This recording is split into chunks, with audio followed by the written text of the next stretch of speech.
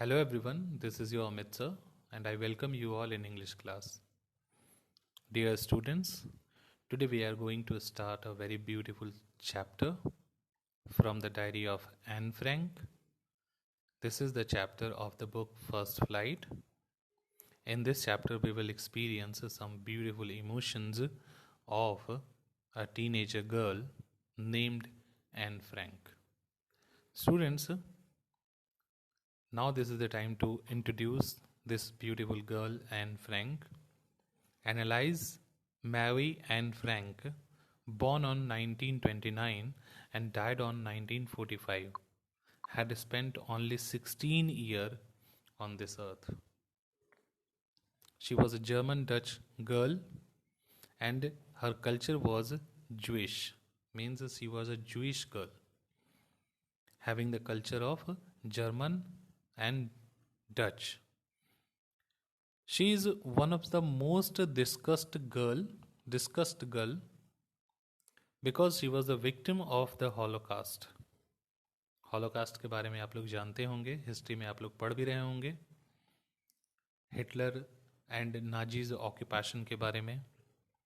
She gained fame पोस्थॉमसली, मरने के बाद इसको publicity milli.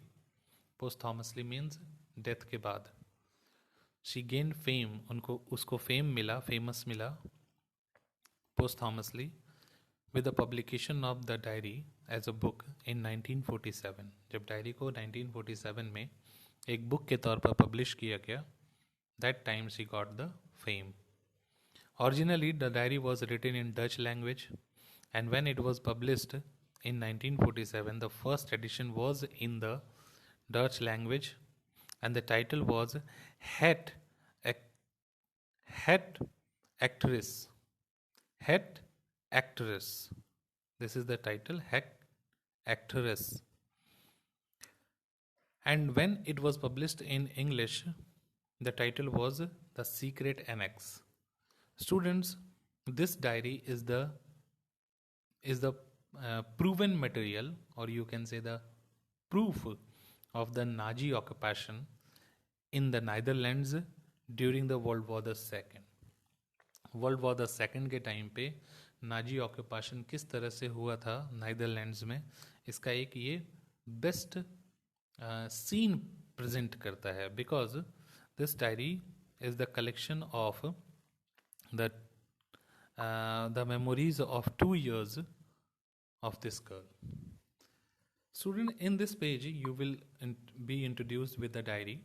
The diary of a young girl, also known as the diary of Anne Frank, is a book of writings in the Dutch language. This, as I told you, that this diary was originally written in the Dutch language. Anne made entries while she was hiding for 2 years with her family during the Nazi occupation of Netherlands. Netherlands पे जब Nazi occupation चल रहा था, Nazis लोगों का invading चल रहा था, तब इसके फैमिली को, एन फ्रैंक की फैमिली को छुपना पड़ा था, हाइड होना पड़ा था 2 साल के लिए. और उसी समय का एक्सपीरियंस इस लड़की ने अपनी डायरी में नोट किया है. ओके. इसकी death, Anne Frank died of typhus in the Bergen Belsen concentration camp. इस छोटी सी बच्ची का कंसंट्रेशन कैंप में डेथ हो गया था. मुझे पता है कि आप लोग Hitler and Nazi occupation and Nazism and different factors of the world war the second के बारे में पढ़ रहे हैं अभी अपने हिस्ट्री में. कुछ चीज़ों को आपने पहले भी पढ़ा है. So in the comment box आप मुझे बताइए that what is a concentration camp. Okay. The diary was retrieved by Miep Gies. इस डायरी को मियाब जीस नाम की एक लेडी ने रिट्राइव किया मतलब इसकी डेथ के बाद उसको पाया. कैसे? Because Miep Gies was one of those ladies who provided shelter to this family. इस छोटी सी फैमिली को छुपने के लिए शेल्टर देने वाली महिला में से वो एक महिला थी, मियाब जीस. She found this diary and handed over to Anne's father Otto Frank. Anne के फादर का नाम ऑटो फ्रैंक था और उसको इस डायरी को उसने हैंडेड ओवर कर दिया। The diary has been published in more than 70 language. आप देख सकते हो यहाँ पर 70 से ज़्यादा लैंग्वेज में ये पब्लिश हो चुका है। First published under the title of हेड अकाटरीज एक्टरिस। The diary received widespread critical and popular attention of on the appearance of its first in the Dutch language, and when it was published in English language, it became so popular in the whole world. Student, the diary of a young girl in 1952. It was published in English version.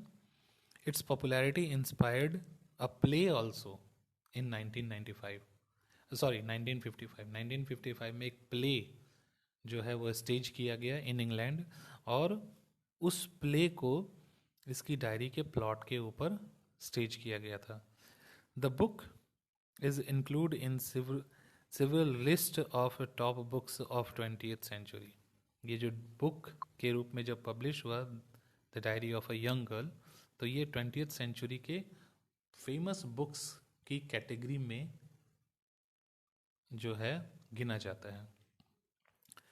Let's discuss a little about Nazis occupation. Nazis occupation क्या था? As you can see the three pictures 1, 2, 3, and these three pictures are presenting the real scene of Nazis occupation. Despite Dutch neutrality, Dutch लोग जो है वो neutral हो गए थे। World war में वो लोग जो है पार्टिसिपेट नहीं कर रहे थे, न्यूट्रल थे। फिर भी Nazi Germany invaded the Netherlands on 10 May 1940 as the part of Fall Gelb. Okay, on 15 May 1940 में जो है one day after the bombing of Rotterdam, the Dutch forces surrender, Dutch के फोर्सेस ने सरेंडर कर दिया। The Dutch government and the royal family escaped from Netherland to England. वहाँ से वो लोग भागकर इंग्लैंड चले गए। Princess Juliana and the children moved to Canada. Princess Juliana और उसके बच्चे जो है वो कनाडा भाग गए। Okay, the invaders, invader means the Nazi people, place the Netherlands under German occupation, which lasted in same years until the German surrender in May 1945. ये 4 सालों तक जो है जर्मनी नाइदरलैंड्स में जर्मनी लोगों का इन्वेडिंग चलता रहा। वहाँ पर के लोगों के साथ, स्पेशली जूइश पीपल के साथ सबसे ज़्यादा जो है टॉर्चर वो लोग करते रहे। और जब वर्ल्ड वॉर 1945 में ख़त्म हुआ और उस समय जब जर्मनी ने सरेंडर किया, तब ये ऑक्यूपेशन खत्म हुआ। और वो भी ऑक्यूपेशन खत्म कैसे हुआ था? हिटलर के डेथ के बाद। हिटलर का डेथ कैसे हुआ is a kind of mystery, but that mystery had been given in your history book also. आप मुझे कमेंट में बता सकते हो कि हिटलर की डेथ कैसे हुई। Some people said that was a kind of suicide also, वो एक सुसाइड था। आप पता करेंगे, मुझे कमेंट बॉक्स में बताएंगे। Students, it's very important to understand the background of this diary. Without understanding the background, you won't be able to understand that what is given in the diary.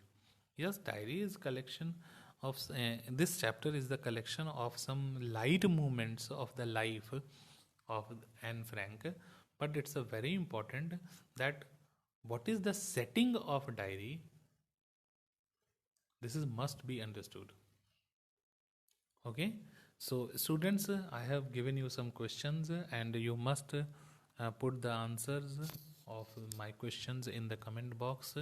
If you like this video, subscribe my channel and forward to your friends. Okay, in the next chapter, students, I will give you the detailed explanation of the chapter from the diary of Anne Frank.